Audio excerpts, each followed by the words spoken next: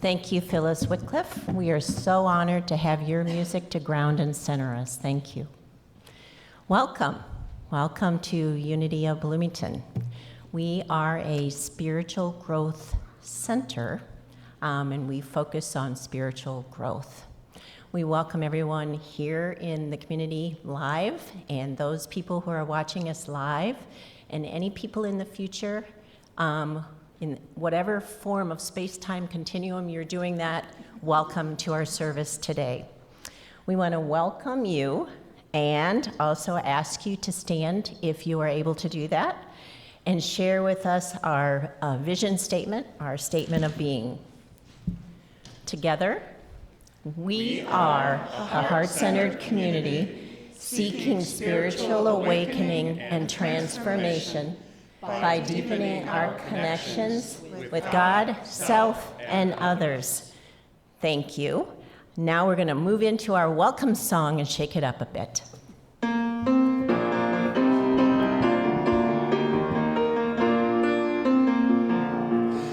in the right place at the right time. I am just where I'm supposed to be. I'm in the right place at the right time. I am just where I'm supposed to be. Oh, my soul is welcome here. Oh, my soul is welcome here. I am getting the message loud and clear. My soul is welcome here. At the right time, I am just what I'm supposed to be. I'm in the right place at the right time. I am just what I'm supposed to be. Oh, my soul is welcome here.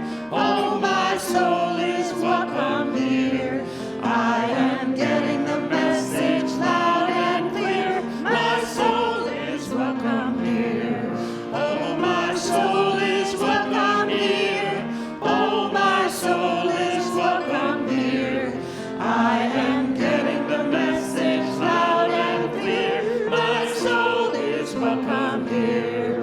I am getting the message loud and clear. My soul is welcome here. Woohoo! You may be seated if you like. Your soul is welcome here. We're very intentional about our words. We're very careful with setting our intention. A couple of months ago, some of us made the observation to our leadership that whichever minister we choose as our new spiritual leader will be the right for us minister. And you asked us to remove the word right from our transition affirmation. Now that we've seen some ministerial candidates, some of you are asking us to put the word right back into that affirmation. All right, so we're listening. So let's try it the other way again. We are adaptable, and here we go. So for at least a little while, we're going to add that back in. So if you will please join with me and say our transition affirmation. Unity of Bloomington is generating an abundant future in expansive alignment with Spirit.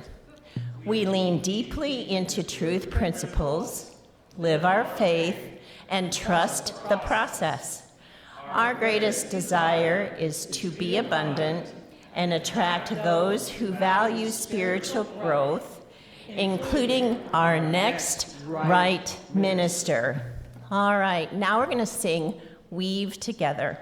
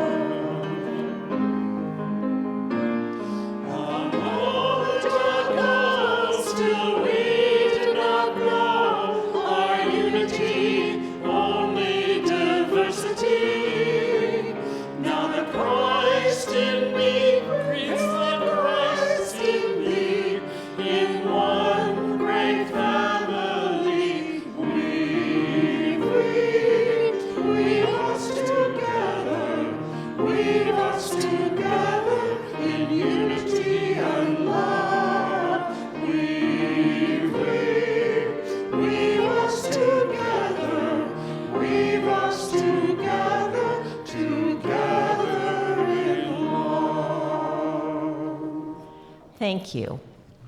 So now it's time for the unique to Bloomington Unity of Bloomington mystic moment. So in John 17:20 through 23, Jesus is quoted as praying to his heavenly Father on behalf of his followers.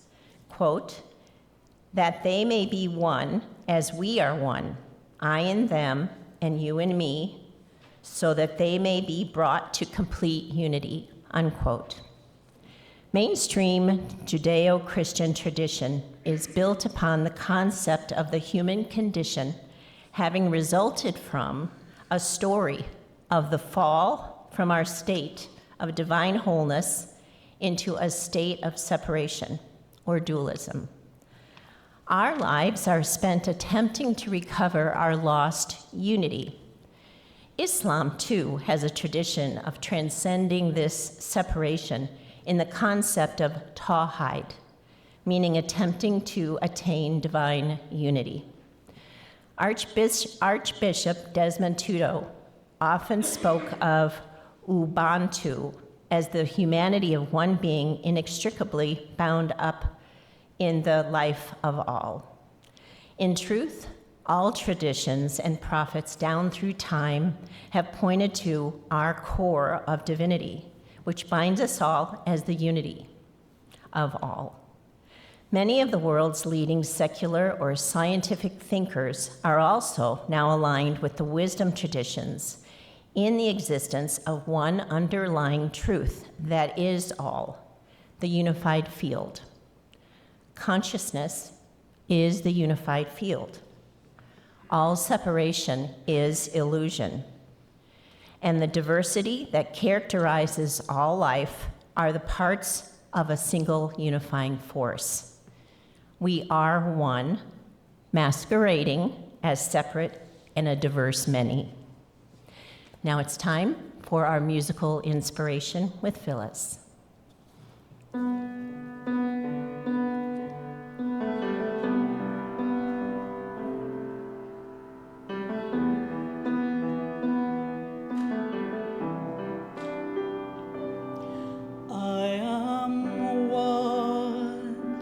Simple and plain, no superpowers, no famous name, but I stand tall, 'cause I believe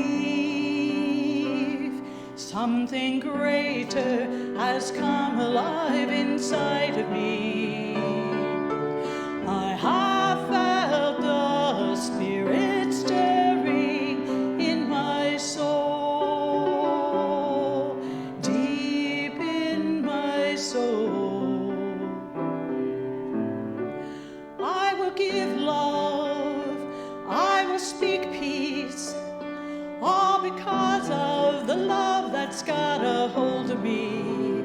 So wide open, so amazing, it takes my breath away when it occurs to me.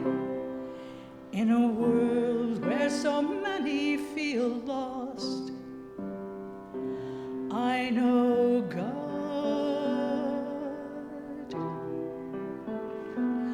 I am one, but I'm not alone. When I'm with you, I am whole. Side by side, we find the truth. When the Spirit in me meets the same in you, I have felt this fire burning in my soul, deep in my soul. I will give love, I will speak peace, all because of the love that's got a hold of me. So wide open, so amazing, it takes my breath away when it occurs to me. In a world where so many feel lost, I know God.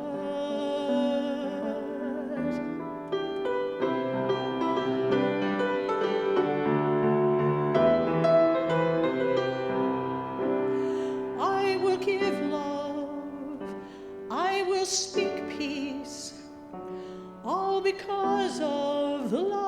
it's got a hold of me, so wide open, so amazing, it takes my breath away when it occurs to me.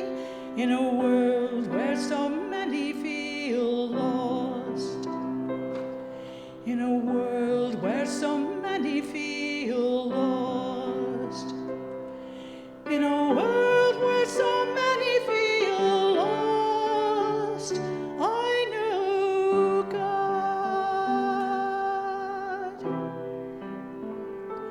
I know God.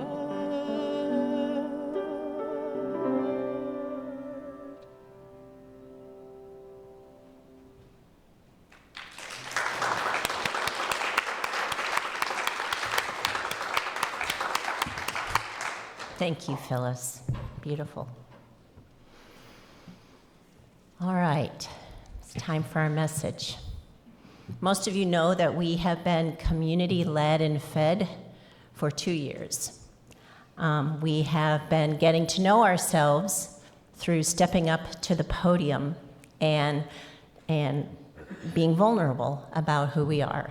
And so today's speaker, most of you know. His name is Randy Craw, and he's also known as Handy Randy. He's our go-to guy for building maintenance, fire and safety, heating and cooling, and details in the chapel renovation. His true passion is one of helping people to be comfortable with their home environment, helping people solve problems by educating them as to how things are supposed to work, or just solving their dilemmas by repairing and replacing things, which brings him great joy. Academically, Randy has more than enough college credits for a nursing degree, but he stopped short of that goal and changed to biomedical engineering, as his passion is more of fixing things for people rather than fixing people. His current favorite authors are Neil Donald Walsh, the Conversation with God series that he actually has been studying for about 25 years, and Barbara Marx Hubbard, Conscious Evolution. It is my great honor to welcome to the podium Randy Craw.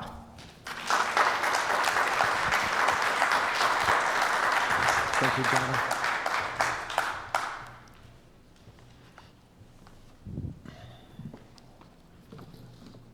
Thank you. Greetings, Unity here, and greetings to Unity everywhere. Thank you for the opportunity to express some thoughts. I am grateful, and I thank you.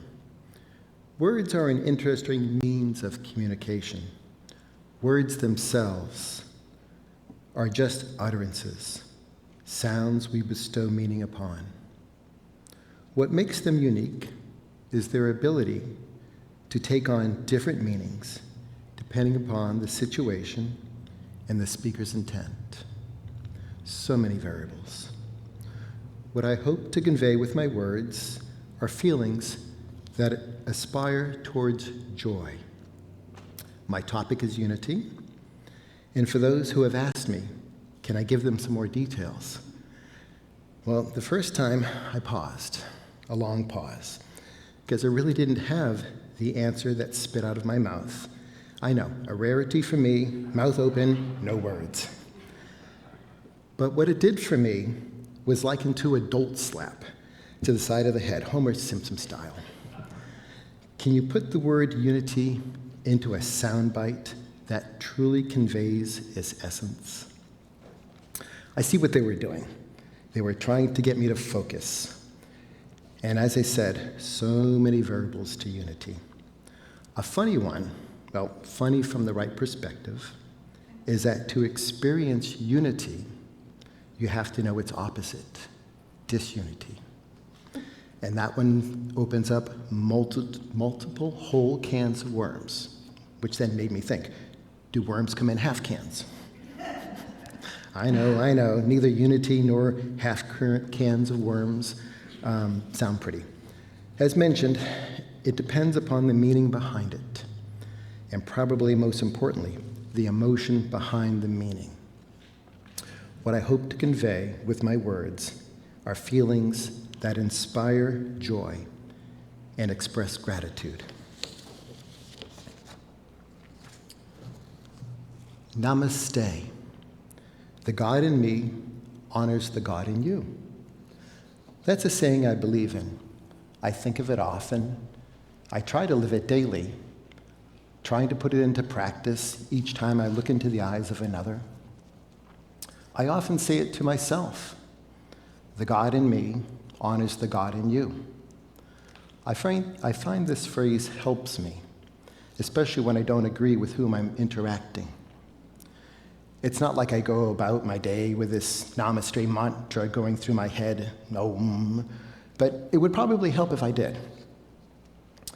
But if I remember that it's the one and the same God, I find things go easier for me and both for the other person.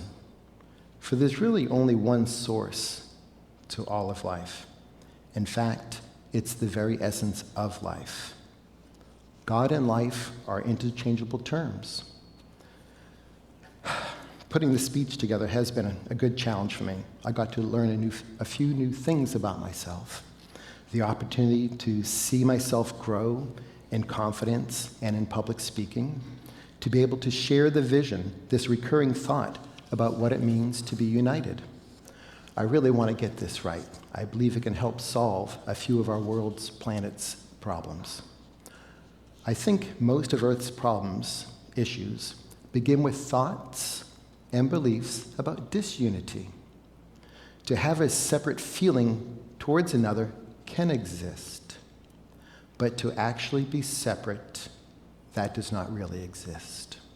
Oh, sure, you can think you're separate, you can even act separate, but look where that has gotten us. I'm going to try and convey a 3-part message.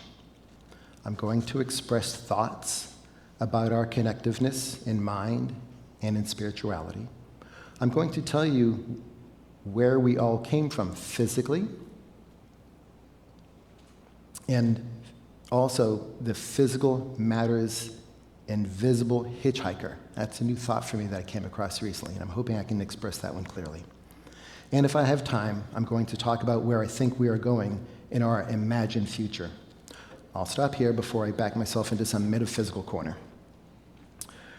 I wish I could say I was going to go in order of those things that I just listed, but that topic, unity, really is a moving target. I have this next part labeled Unity and its Origin, and let's just see where this thought goes down the rabbit hole. The past is just a figment of your imagination. So let's imagine a time when time did not exist. Relativity did not exist. Back when everything was just pure energy. Everything we now know physically was compressed to the point that matter ceased to exist in physical form. But it was just transformed into pure energy. No matter, just God, pure energy. We call this energy many things. Some call it spirit, divine light, God, universe. But what we seem to be doing is trying to understand and label the infinite. We humans seem to love our labels. For labels allow us to limit and contain a thought, which sometimes spills over wanting to contain God. Hopefully not to limit God, though, but just to understand. I've been trying to think of an easy way to describe the second before the Big Bang of the universe, back when everything was truly united. And you know what I came up with? A lump of coal. But what happens when a lump of coal is pressed and compressed, heated and compressed some more? As it turns out, that's a lot of energy that has been put into that lump of coal. It didn't break apart. It didn't cease to exist. It transformed. It transformed into a diamond. To go from an all-light, absorbing, solid, black, rock-like object into a clear diamond that emanates bright white light reflecting all colors. That, my friends, is an amazing transformation in my opinion. That's about the best as I think I can describe my thought about what it must have been like to experience the Big Bang, to be spirit, to be the mind of God, and to be antimatter. All three aspects united into a single essence.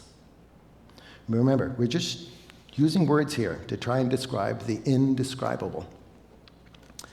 All right, we're going to get to the good part, and the part gets me out of a lot of this verbiage. I'm going to use God as my scapegoat, and for God said the words, "Let there be light."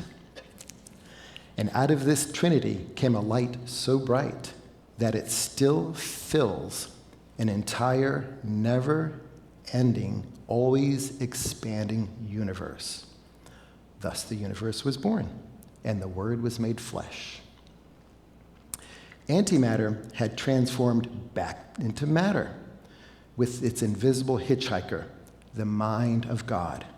For God is in all things. Here's a fun tidbit. Your mind, which is God's mind, is in every cell of your body. So what was once united as the one is now physicalized as our never-ending universe. Okay, big jump in thought here. If I may, what we call relativity now existed, to have the ability to differentiate here from there. We couldn't do that before without relativity. In other words, from me to you, and to understand things such as hot versus cold. Because how can you really know hot if you have not experienced cold? You have to know the difference between the two.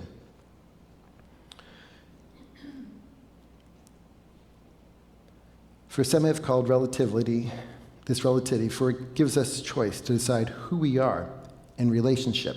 So what I'm trying to say is that relativity, easier for some than others, allows us to understand relationship between one thing and another.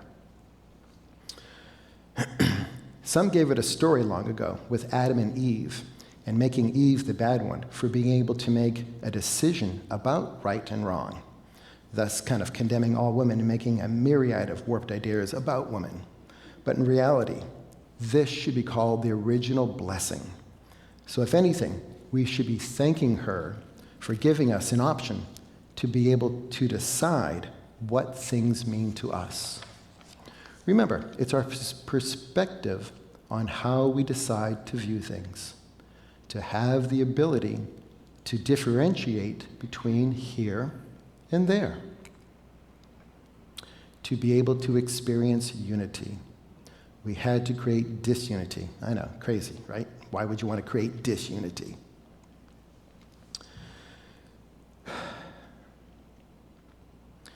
In order to know love, you have to know what is not love. And that, my friends, is fear. Because fear and love are the opposites. If you really want to know something, you have to know its opposite. Are you still with me? All right. Because all this came from the one source. Remember, just the one source. The coal and the diamond are one and the same. Different, still from the same source. Just different, transformed. I'm still trying to define unity. I like this next expression. Differences are not divisions.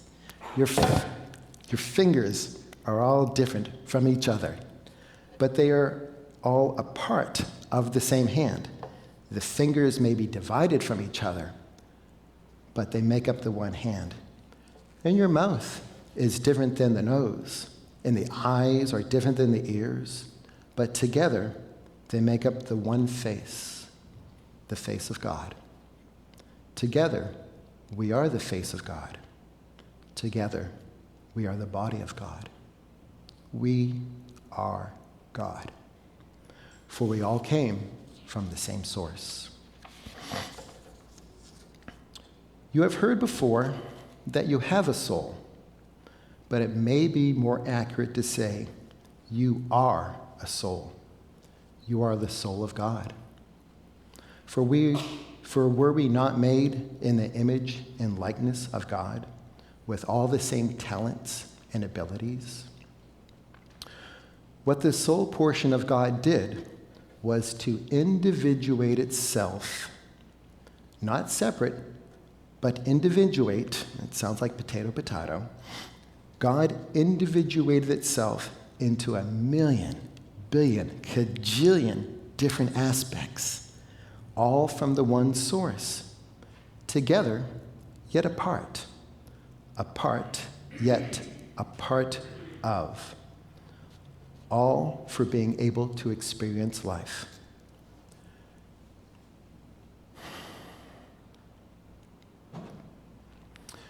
The phrase, "we are all one," is more than just a beautiful slogan.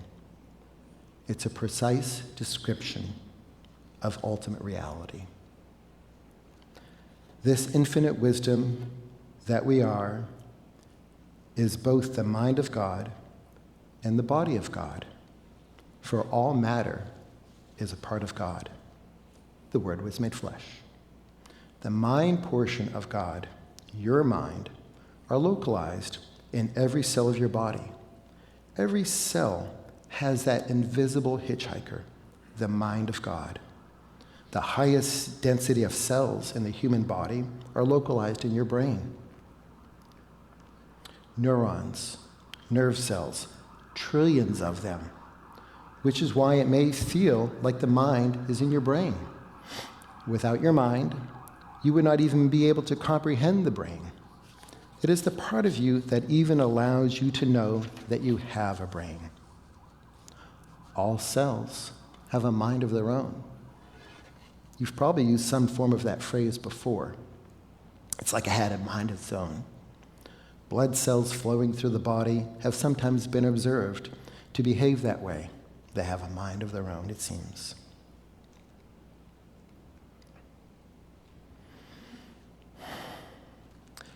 In describing unity as the cycle of life, all things ebb and flow. Seasons come, seasons go, rains fall into the ocean, sun shines, water evaporates from the sea, rising back into the sky, clouds form again, rains fall from the sky again.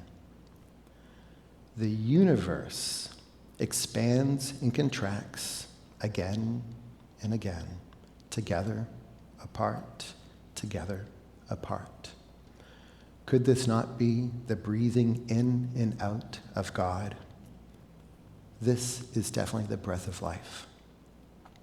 We are God in physical form. We are God's information. We are God's information. For God has no other way to experience life than through us. We demonstrate this in many ways. We do so in our meditations. We take a deep breath in and let it out, and we do it again. The next time you take a deep breath in, let the inspiration be your inspiration for being one with God. Even the physical aspect of lovemaking is reflected of the universe's breathing in and out, together, apart, together, apart. The nature of all life is cyclical. This is the evolution of life. This is God evolving. We are God evolving. Many just don't remember it yet, just as it should be. But we're getting there. Consciousness, our consciousness, is evolving. And what are we evolving into? Whatever we want. That's the beauty of it. We, God, get to choose. Our will is God's will. We get to recreate ourselves anew into the grandest version of the greatest vision ever we held about who we are. That is the purpose of life, my friends. To have the opportunity to express, to have free will, to create and be who we want to be. Who and what you want to be is up to you. Do you want to be kind and loving? Then be it. Or if you want to feel confined and frustrated, you may choose that too. And if you want to be happy, then be happy. For happiness is a decision. It does not come from outside circumstances. Joy comes from within.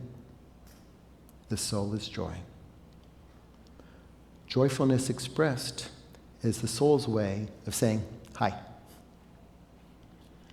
This is free will in action, and there are no wrong choices. Remember, you are a human being, not a human doing. What you do with your life is up to you, but it is a reflection of who you are. Be aware, be conscious. You are the one in control. You, me, we, us are all the ones co-creating all of life. Together, we are now in a process of conscious evolution to make and decide whatever we want life to be, or even not to be, for that too is the question, to be or not to be. You have the opportunity to recreate yourself anew in the grandest version of the greatest vision ever you held about who you are. I'm going to wrap this up now and leave you with a prayer that we've all heard before. I'm going to end it with just a little bit more at the end, because that is what I want out of life. I want more life. I want to be more than who I am, and that's what I want for all of us. To be more of who we truly are, to be the grandest version of the greatest vision about ever we held about who we are. And here is my final message, the message I would seek to leave with the world. My friends who art in heaven, hallowed is your name. Your kingdom is come, and your will is done, on earth as it is in heaven. You are given this day your daily bread, and you are forgiven your debts and your trespasses exactly to the degree that you have forgiven those who trespass against you. Lead yourselves not into temptation, but deliver yourself from the evils you have created. For thine is the kingdom and the power and the glory forever. Amen. Go now, change your world. Go now and be your highest self. Thank you.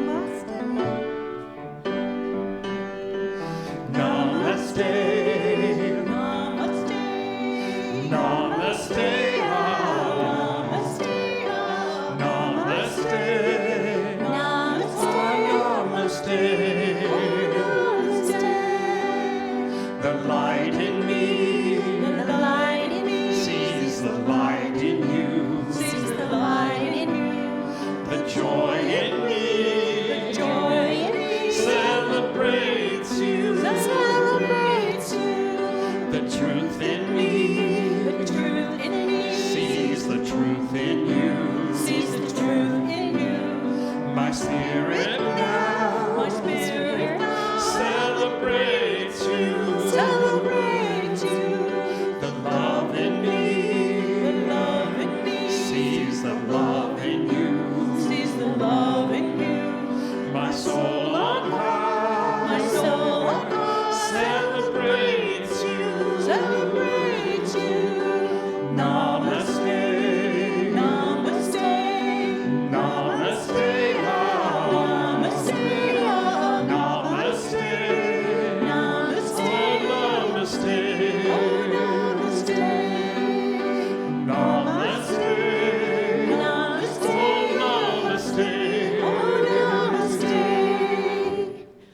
Thank you. All right, Randy. Giving us something to think about. Roll around about. Whoa, thank you. So now we're going to move into meditation with our own Mary Medore, a longtime community member who's a gardening woman extraordinaire and a horsewoman. She's going to lead us for her first meditation with us. So Mary, take it away.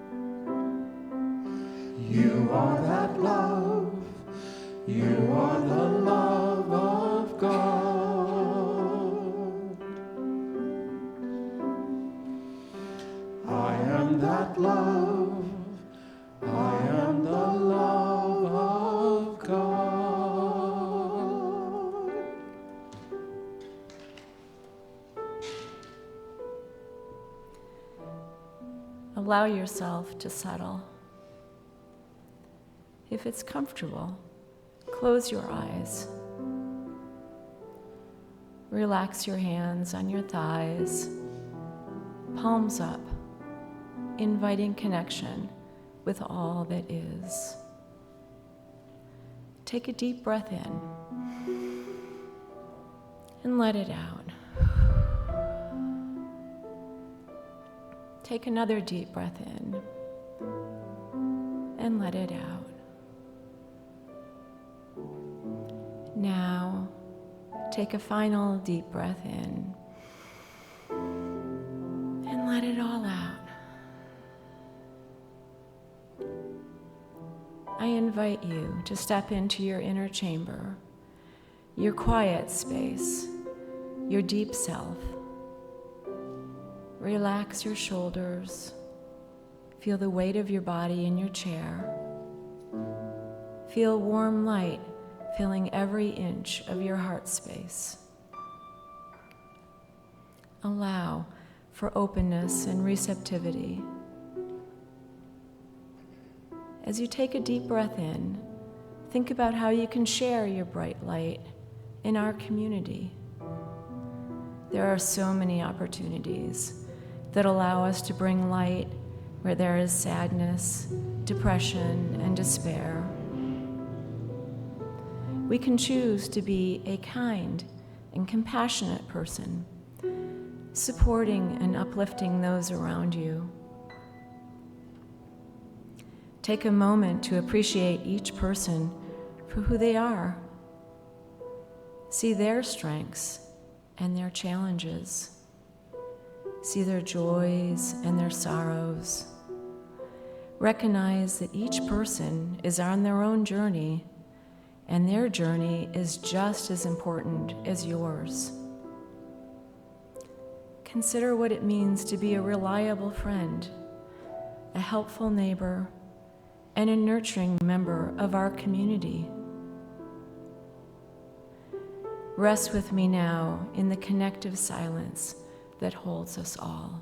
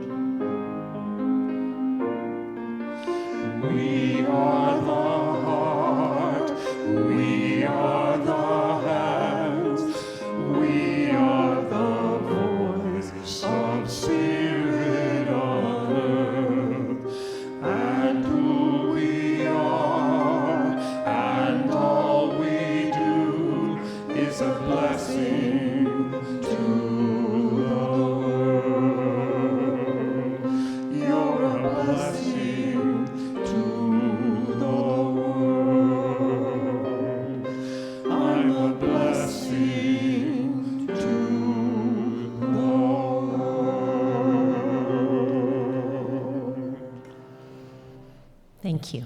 Thank you, Mary, for your invitation to be loving, kind, and curious. Thank you. Now we prepare ourselves for showing our gratitude for what we continue to receive. There are a multitude of ways now of giving to Unity of Bloomington. Checks and cash are always welcome. You can use the text to give button on the screen, or the donate button on the website, or the QR code that has been developed and is in your bulletin. As the offering bags are passed, you may want to bless the bags and their contents with your energy. If you are new to us, we don't expect you to give. We would like for you to give us your impressions on the blue visitor form that's in the pocket in front of you. Prayer request forms are also available in the pocket, and both of these forms can be dropped in the blue giving bag that as it is passed. So if we can have our greeters come forward.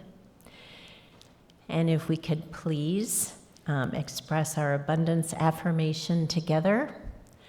I am an abundant being in an abundant universe. I am not dependent on people or situations for my good. God is the source of my supply.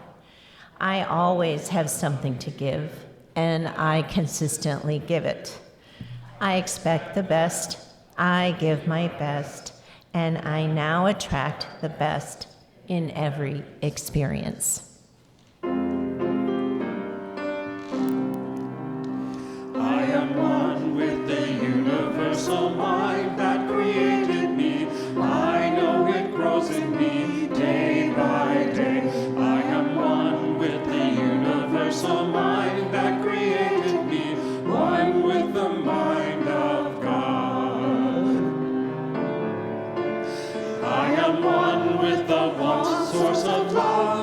a part of me. Deep in the heart of me, I am love. I am one with the one source love. It's a part of me. I am one with love. I am one with the everlasting light that illumines me. I know it shines in me, hour by hour. I am one with the everlasting light that illumines me, one with the one true power, one with the one true power.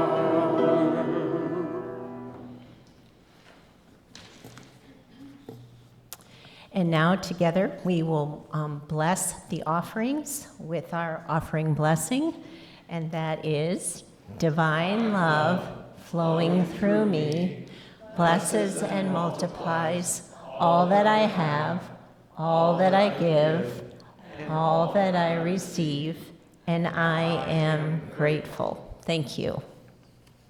All right, we have several announcements this morning. The first one is we would like to invite, so the first one is about our garden cleanup crew yesterday. So we want to thank Mary Medor, Roy Capio, Randy Craw, Rachel Noble, and Jana Capio for their efforts in cleaning up. Did any of you notice how clean the steps were from the parking lot? Yeah, hours spent with power washing. Thank you to Randy for that. Our next announcement. All right.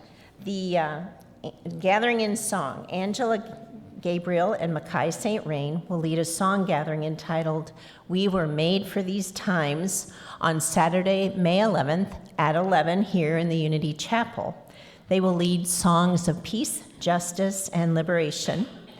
You don't have to have any music background, just a desire to show your soul in song and create positive energy for peace and justice together.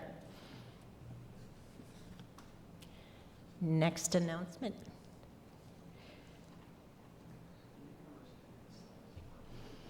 The next Newcomers Connect, for those of you who are new to Unity or Unity of Bloomington, will be on Sunday, May 19th, immediately after the service in the Katie Room. Childcare will be provided. So Marianne Williams will lead a get-together to give you more information about the overall Unity worldwide movement and Unity of Bloomington in particular. So please plan on coming. Let us know if that's something you'd like to do. And then finally, I would like to invite longtime community member, artist extraordinaire, and co-leader of the Wild at Heart book group, Mary D. Lamantia, to the podium to talk about why she volunteers at Unity of Bloomington.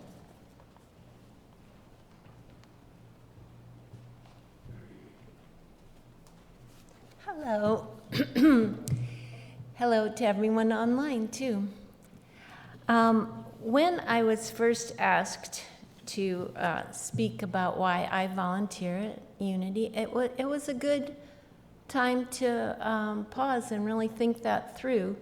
And just watching our service unfold is like a real insight into why volunteering is a beautiful thing. It brings us closer together. It really does. And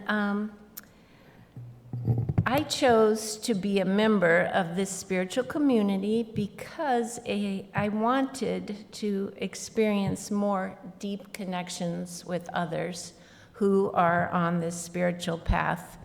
And it nourishes me to be a part of a community.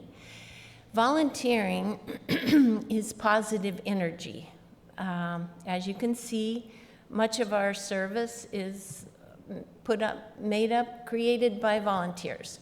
So it's a way to build connections with everyone who's also seeking a better understanding of themselves in relation to spirit as well as to each other.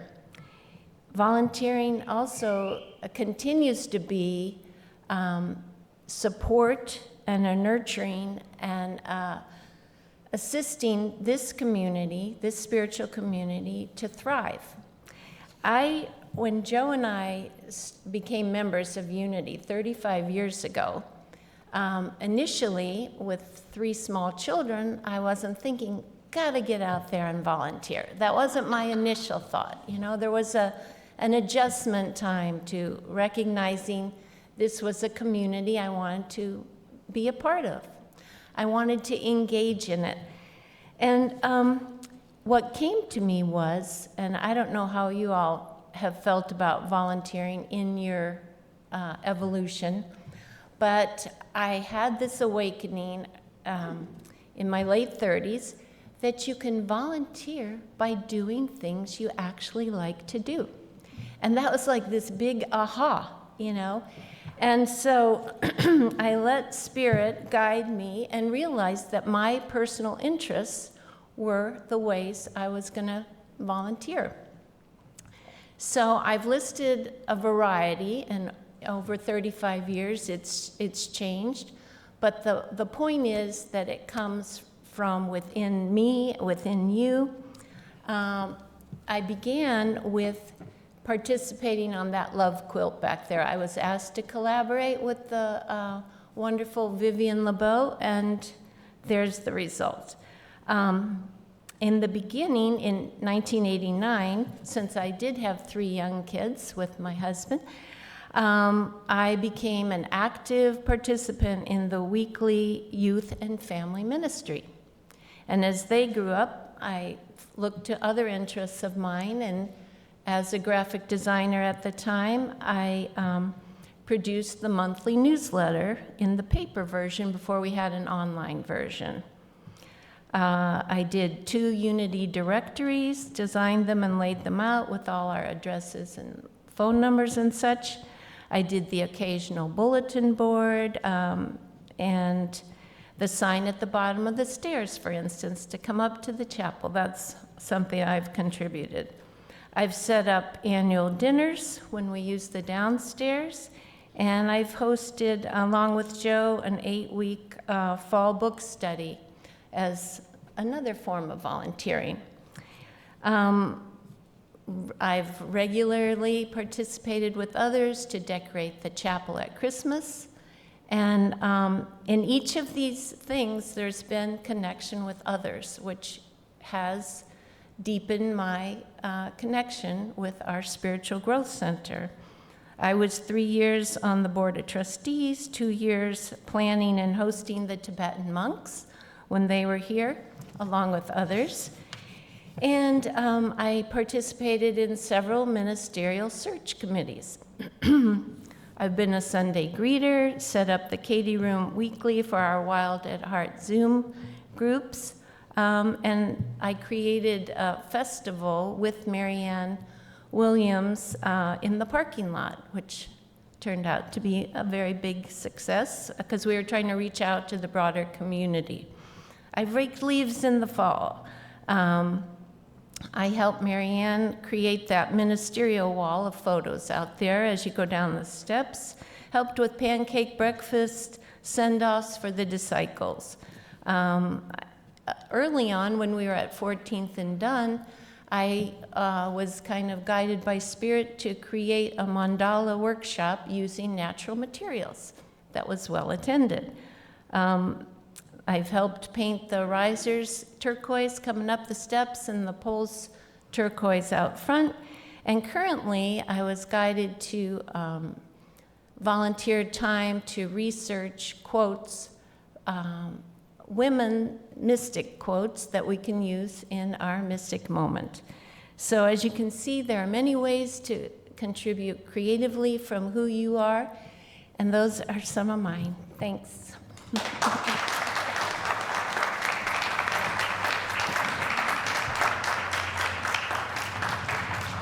Thank you, Mary Dee. All right, upcoming speakers. On May 12th, we have our own Dan Pekarsky, Are You My Mother? On May 19th, we have Tana McElhenney and Reverend Bill Breeden. And on May 26th, Ron Masters will be with us. All right, as we prepare to complete our service, I see the children are out there waiting for the peace song. Let's say our prayer for protection together, please. The light of God surrounds us. The love of God enfolds us. The power of God protects us. The presence of God watches over us. Wherever we are, God is, and all is well. Please make a circle. Join hands, and let's sing, "Let There Be Peace on Earth" together.